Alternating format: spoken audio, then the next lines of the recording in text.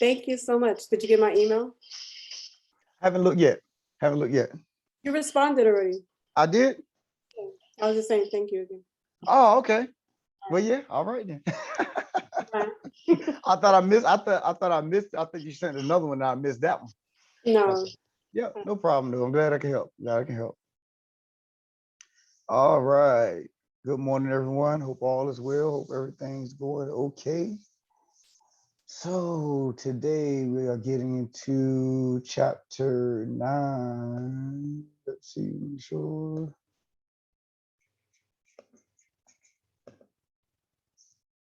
Hold on.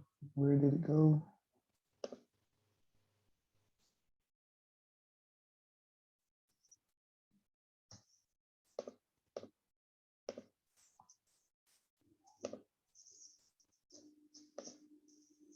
All right, so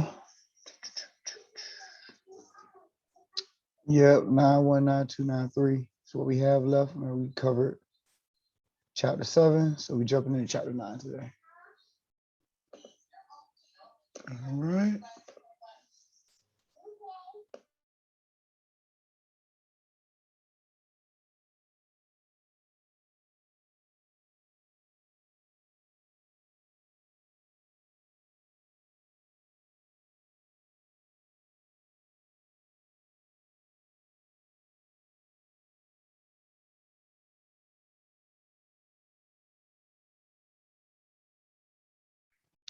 All right, so 9.1 central tendency. From our last class, it was 8 when we switched books. So we're looking at 9.1. I'm about to go to another page of notes. So just copy down this title, 9.1 central tendency. Excuse me. All right.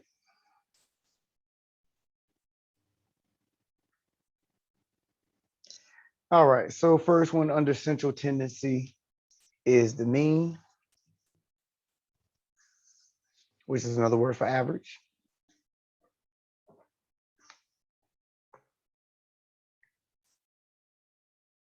So in statistics, mean and average means the same thing.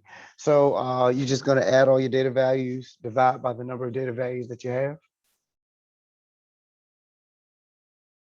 So here's a small data set. If I have the numbers 1, 2, 3, 4, 5, and I want to find the mean, or in other words, the average of 1, 2, 3, 4, 5, add them up together and divide by 5, because that's how many numbers I have, and I will end up with 3.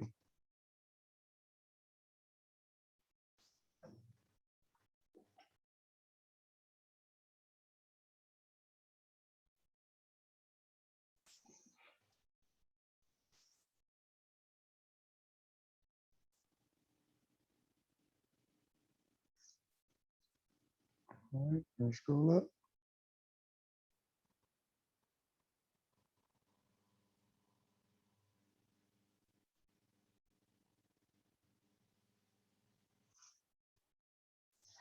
All right, next one is the median or middle value. So we want to find the middle value. The first thing you have to do is to first list your data values from least to greatest. So that's a step that a lot of people forget or miss. So make sure you don't forget that step. You want to list your data values from least to greatest. Then if the number of data values is odd, you take the middle value, because if you have an odd number of data values, you will have a legit middle number. But if the number of data values is even, you take the mean of the 2 middle values. In other words, the average of the 2 middle values. Give you a chance to write that down, and we'll look at an example of that.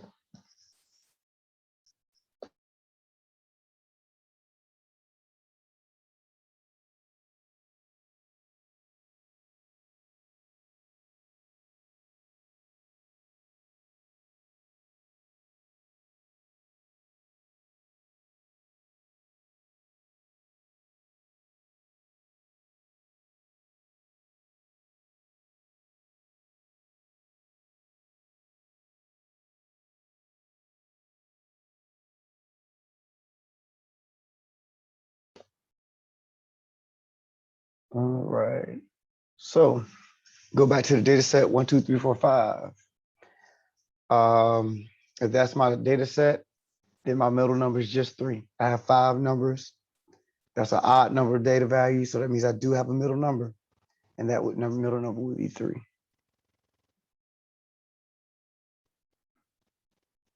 Now, if I have 6 numbers, now since my number of data values is even, I do not have a legit middle number. So I need to take the 2 middle numbers, add them together and divide by 2. And that'll be my mean. And I mean, my median. In this case, that'll be 3.5.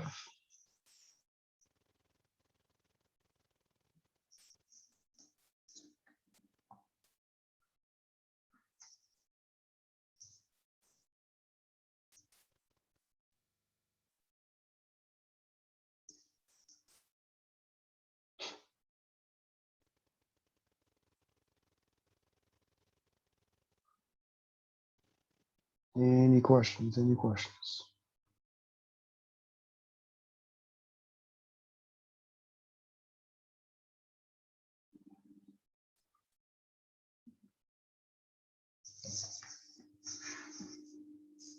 Can you scroll up?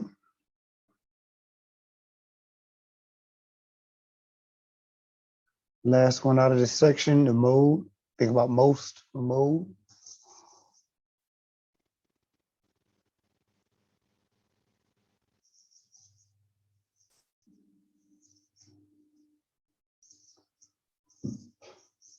So your mode is the data value that appears the most frequently. It is possible to not have a mode. It is also possible to have more than one mode.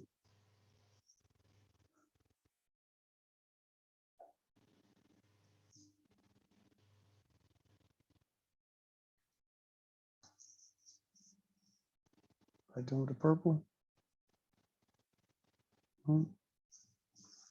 Bimodal is having 2 modes. Multimodal is having more than 2 modes.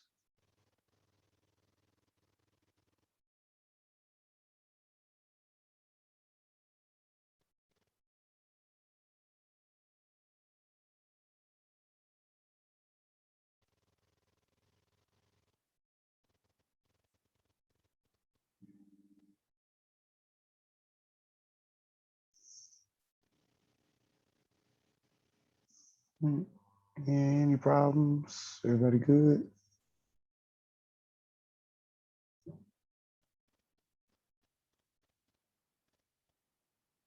So we have the data set 178.235.769.147.456.789. The mode would be 7 because 7 appears the most.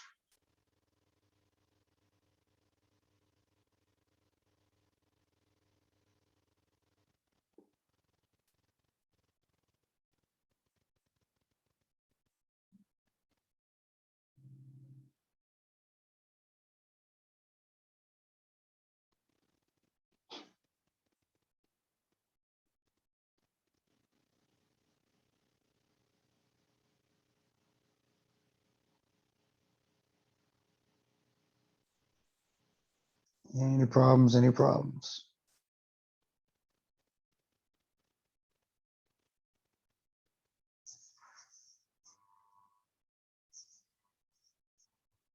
All right, can I move off this page?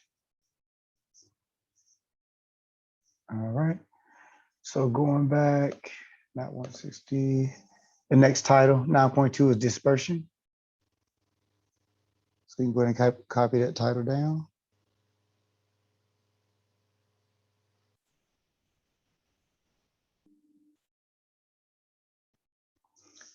All right.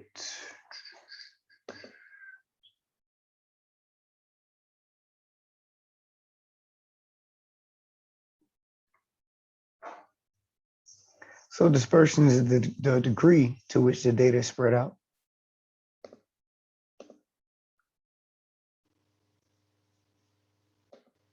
Probably should say measures of dispersion like this one. It's all good.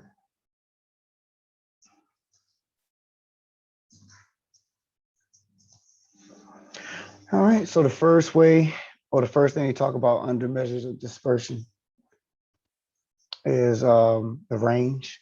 That's the largest data value minus the smallest data value. So if I have your data set 1, 2, 3, 4, 5, then your range would be 5 minus 1, which would be 4.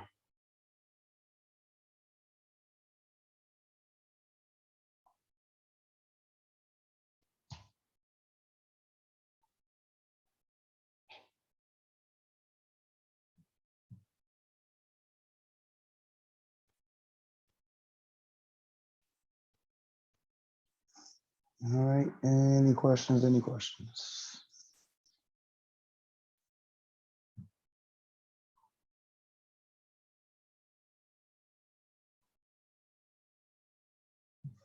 So the next two we're going to talk about first, then we'll talk about how to do it. So we're looking at the standard deviation and the variance. Anybody holding on to read it?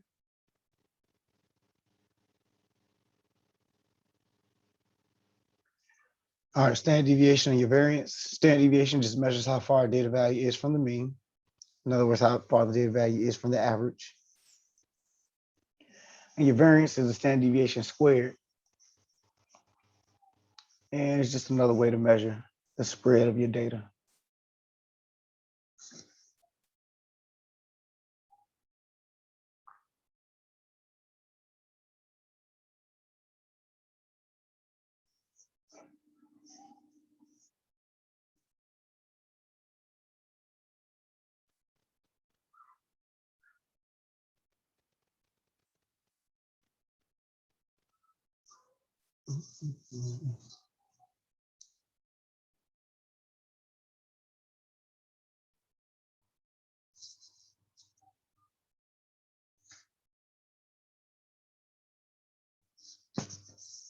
All right, let's scroll up.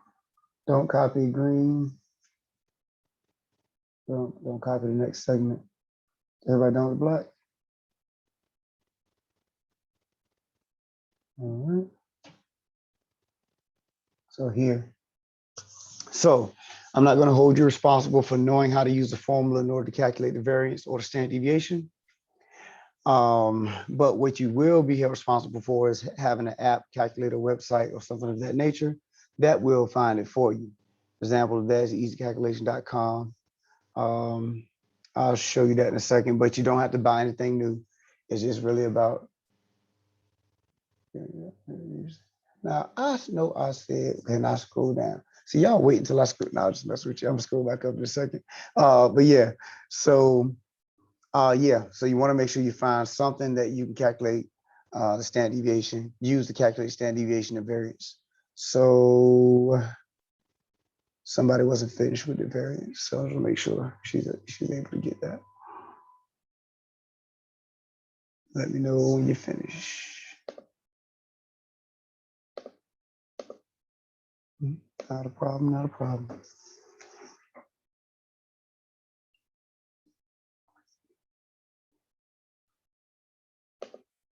Okay, sounds good. Thank you, thank you.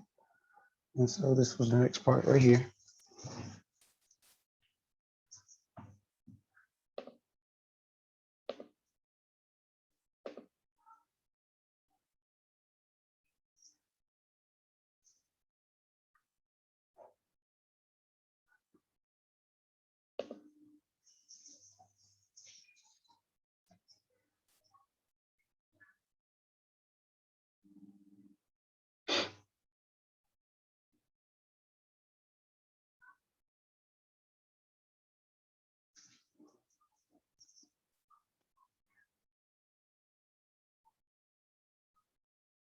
All right, so we're going to use this. You can use this to just test whether your app or website works, because most definitely you want to test stuff, make sure it is legitimate before you actually get to a test. So, you know, you should be testing this stuff through your homeworks and whatever. So in a few seconds, we'll go to, let you guys finish copying this. We'll go to easycalculation.com. Once again, you don't have to use this website, but you want to be able to use something that is reliable to be able to, once again, calculate your standard deviation and your variance.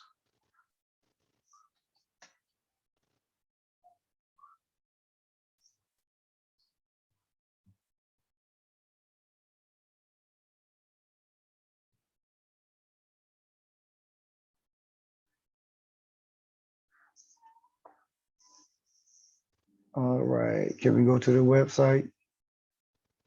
Everybody still copying. All right.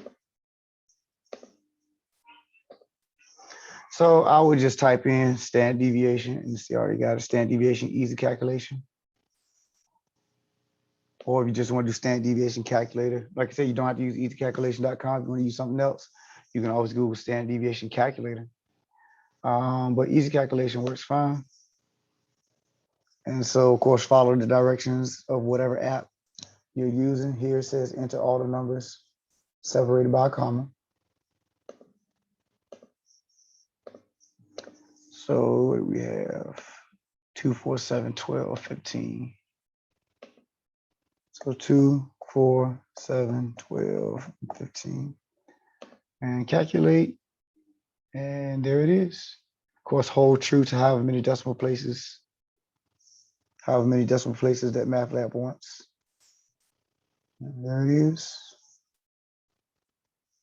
All right. Any questions on what we did there? So now you may have like a TI or a Casio or something like that that probably can do it. Just remember that when you're dealing with calculators, a lot of times you have to go through a process of, sometimes they even ask for a little bit of like programming. So Google, go to YouTube and see if somebody done it or knows how to do it, and then you weigh the cost.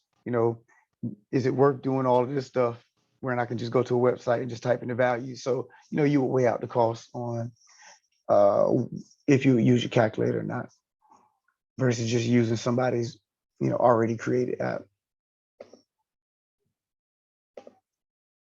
All right, of course, my notes disappeared.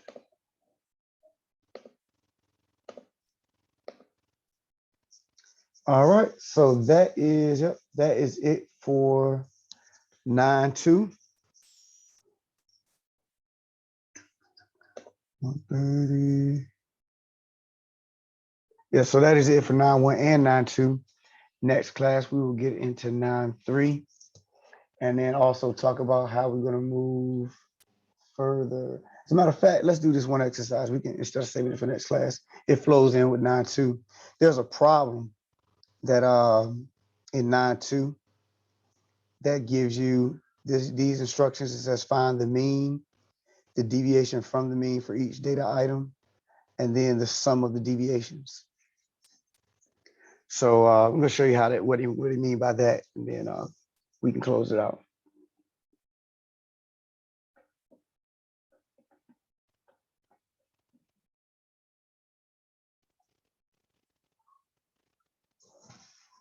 All right, so we have 7, 77, 42, 7, and 112. So for the mean, just going to add them up and divide by 5. So that'll be 49.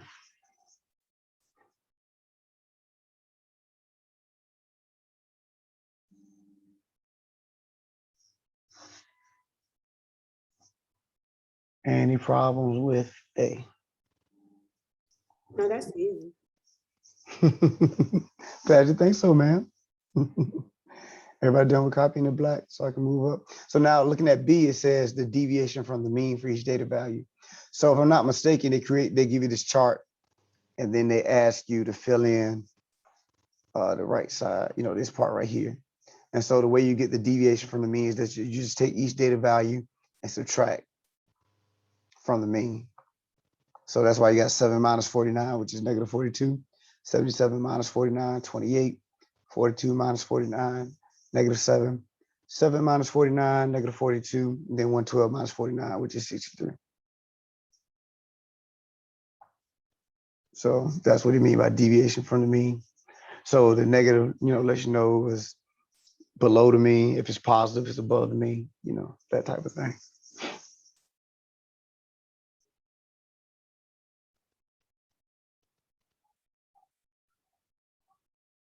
Questions on that before we look at C?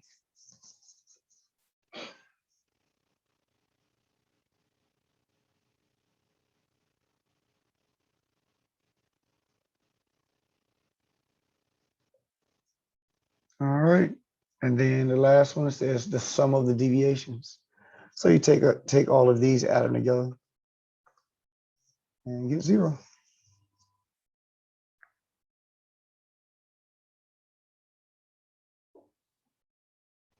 You have to make sure you keep it in the order, right? When you're adding. No, not necessarily. It's just that you got to hold true to whatever's negative. You can stay negative. Whatever's positive, you can stay positive. That's what you have to hold true to. Yep. Okay. Yeah. But if you add them in different orders, you still should come out to 0. Yeah.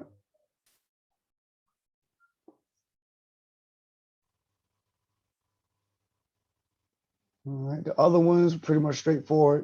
We're talking about other questions in these homeworks. Finding the mean, mode, median, find standard deviation, variance. Those are a little more straightforward. But I just want to make sure with the wording in this problem that we were good.